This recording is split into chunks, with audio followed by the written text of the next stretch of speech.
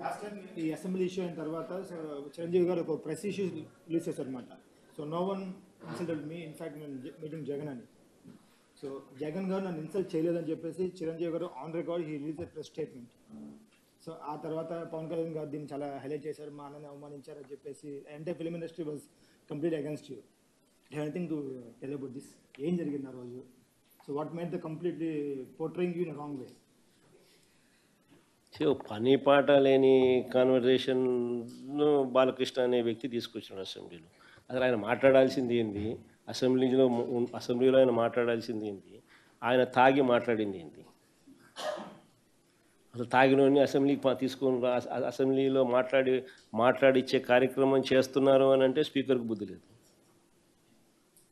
తాగినోడు ఆ మాదిరిగా మాట్లాడుతున్నాడు అని అంటే ఆయన సైకలాజికల్ హెల్త్ ఎట్లుందో, అసెంబ్లీకి వచ్చి ఆ మాదిరిగా మాట్లాడుతున్నాడంటే ఆయన సైకలాజికల్ హెల్త్ ఎట్లుందో ఆయన క్వశ్చన్ చేసుకోవాలి.